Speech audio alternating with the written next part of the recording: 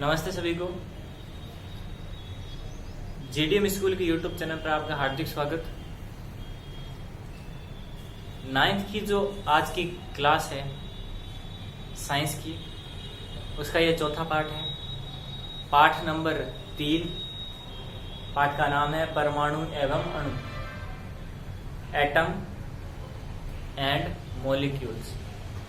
ठीक है, तो इस पाठ में हम पढ़ रहे थे, जॉन डाल्टन था, उन्होंने एक सिद्धांत दिया था, परमाणु सिद्धांत। उसकी बात कर रहे थे हम पिछली क्लास में। 6 बातें थी, 6 में से 3 बातें हमने पढ़ ली थी। कौन कौन सी बातें पढ़ी थी, एक बार जल्दी से बात कर लेते हैं उनकी। पहली बात हमने पढ़ी थी कि परमाणु है वो क्या है, अविभाज्य कण है। ठीक है, और रासायनिक अभिक्रिया में उसे ना तो बनाया जा सकता है और ना ही नष्ट किया जा सकता है। पहली बात ये थी। दूसरी बात क्या थी? दूसरी बात ये थी कि जो यौगिक में या जो तत्व में उपस्थित परमाणु हैं, उनका परमाणु का द्रव्यमान और परमाणु का गुण हमेशा कैसा रहता है, समान रहता है। 2 बात की थी। तीसरी बात हमने कौन सी की थी, देखते हैं। तीसरी बात हमने की थी कि परमाणु है वो क्या बनाता है, द्रव्य बनाता है। यानी जितने भी द्रव्य हैं वो किससे निर्मित हैं, परमाणु से निर्मित हैं। ये बात की थी हमने। अब करते हैं आगे। 3 हो गए थे, चौथा देखते हैं। डाल्टन का परमाणु सिद्धांत। डाल्टन का परमाणु सिद्धांत।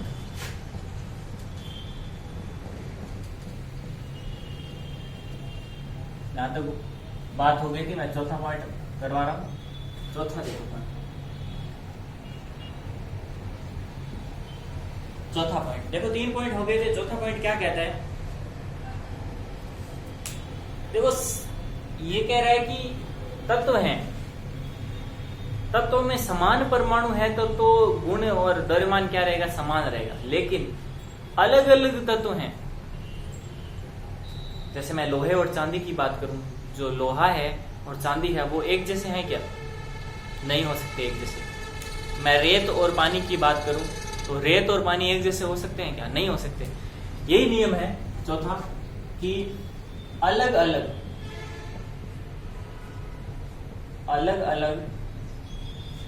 तत्वों, जो अलग अलग तत्व हैं, अलग अलग तत्वों के परमाणु के द्रव्यमान एवं रासायनिक गुण क्या होते हैं, अलग अलग तत्वों के परमाणु के द्रव्यमान और रासायनिक गुण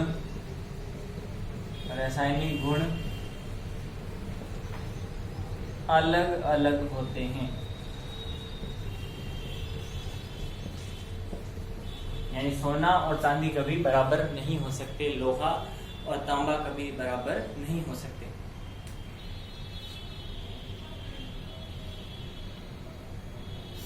पांचवा नियम देखें। 4 हो गए। 4 होने के बाद पांचवा ये कहता है कि अलग अलग तत्वों के परमाणु, अलग अलग तत्वों के जो परमाणु हैं, ये कहता है कि अलग अलग तत्वों के परमाणु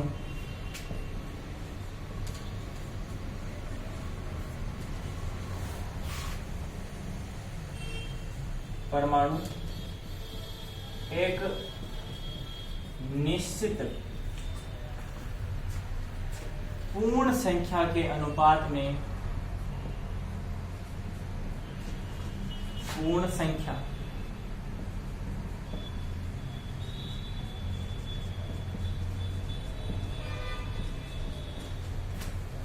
में संयोजित का मतलब क्या होता है, जुड़कर, संयोजित होकर यौगिक बनाते हैं।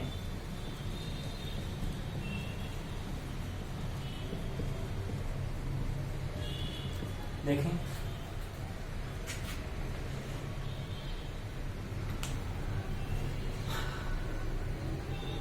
अगला नियम देखो, पांचवा नियम जो था परमाणु सिद्धांत का, डाल्टन ने कहा था कि अलग अलग तत्वों के जो परमाणु हैं, जैसे हाइड्रोजन, ऑक्सीजन, जितने भी परमाणु हैं अलग अलग तत्वों के, वो आपस में क्या है कि पूर्ण संख्या के रूप में एक निश्चित अनुपात में जुड़ते हैं।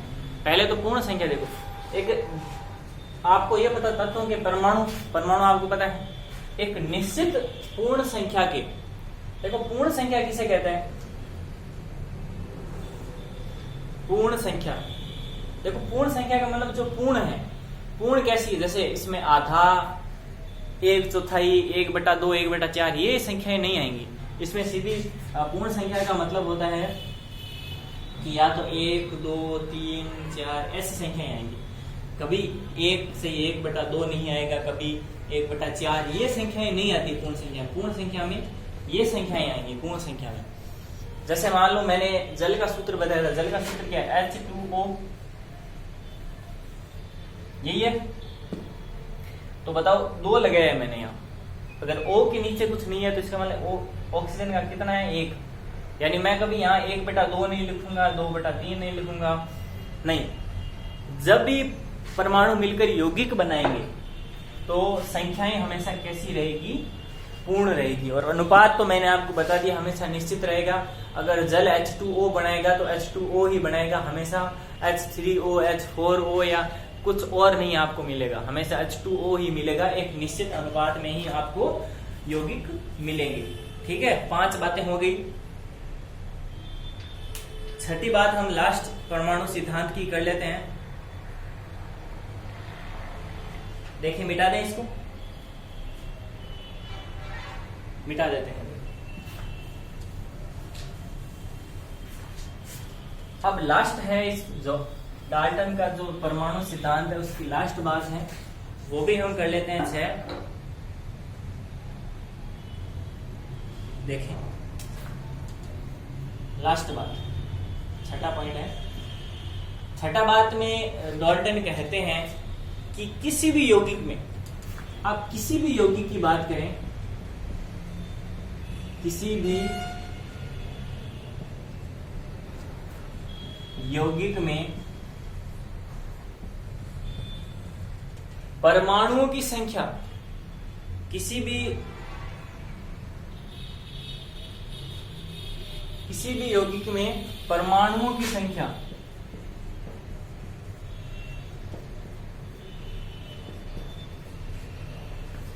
परमाणुओं की सापेक्ष संख्या और परमाणुओं की सापेक्ष संख्या और प्रकार निश्चित होते हैं।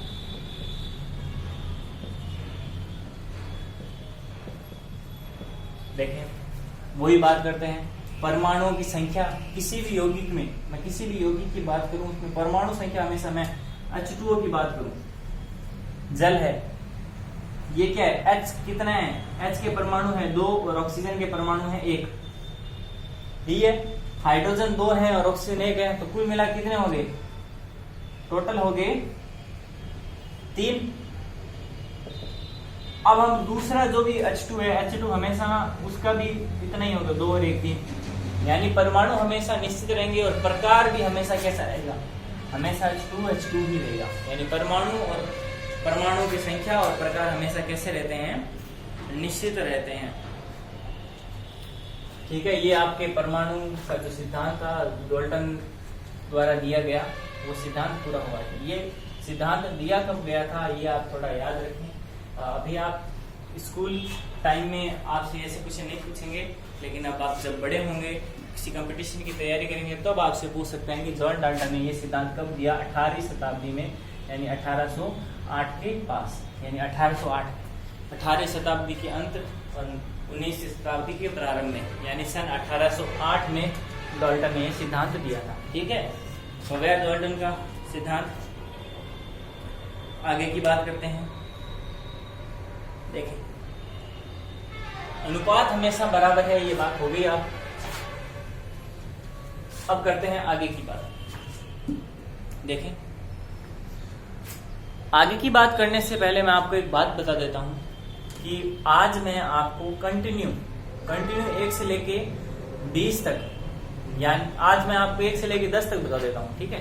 आपको 1 से लेके 10 तक परमाणुओं के नाम मैं आपको बताऊंगा, उसे कैसे लिखते हैं, एस से लिखते हैं कि ओ से लिखते हैं, वो भी मैं आपको बताऊंगा, और आपको उनका रासायनिक नाम भी बताऊंगा, ठीक है। तो शुरू करते हैं। सबसे पहले नंबर पे आता है हाइड्रोजन। हाइड्रोजन को कैपिटल एच से लिखते हैं, ठीक है। किससे लिखते हैं? कैपिटल एच से, कैपिटल एच से लिखते हैं। उसके बाद में आता है दूसरा है हीलियम।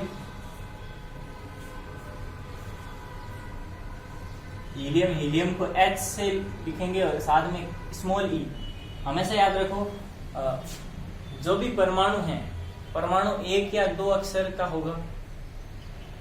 अगर 1 अक्षर का है तब तो कैपिटल है, 2 अक्षर का है तो पहला कैपिटल दूसरा स्मॉल, यानी पहला क्या होगा? बड़ा और दूसरा छोटा। तीसरा देखो, lithium, hydrogen, helium, lithium, Li। अगला है चौथे नंबर पर बेरिलियम। 5वां है बोरॉन, ठीक है। 5 हो गए, नाम बता देता हूं मैं इनके। हाइड्रोजन पहले नंबर पर हमेशा हाइड्रोजन, दूसरे पर helium,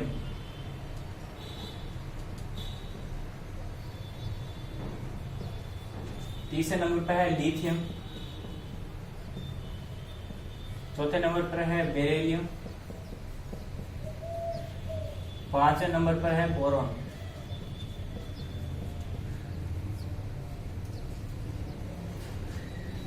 hydrogen, helium, lithium, beryllium, boron.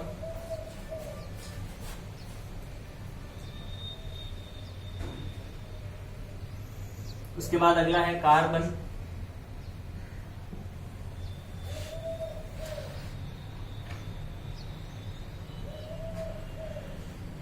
तो आज के लिए आप ऐसा करो, 5 ही याद रखें, ठीक है।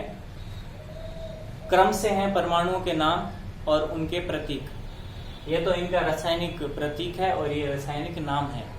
हाइड्रोजन को H से, हीलियम को He से, लिथियम को Li से, बेरिलियम को Be से और बोरॉन को Br से। कम 9th और 10th में आपको 20 परमाणु याद करने ही पड़ेंगे, ठीक है। 20 याद करोगे तब जाके आपको केमिस्ट्री के अंदर जितने भी क्वेश्चन होंगे वो आप बड़े आसानी से हल कर लोगे। तो आज के लिए बस 5 ही है, मैं 5 इसलिए दे रहा हूं ताकि आप धीरे धीरे इनको याद करते रहें। हर क्लास के अंत में मैं आपको 5 ये तत्व दूंगा, इनके नाम, इनके लाइन टू लाइन कराऊंगा, और लास्ट में अगर आपको याद नहीं हुआ तो मैं आपको इसकी एक ट्रिक बता दूंगा जिससे आपको 1 से लेके 20 तक सारे याद हो जाएंगे, ठीक है। बाकी बातें अगली क्लास में, तब तक के लिए धन्यवाद।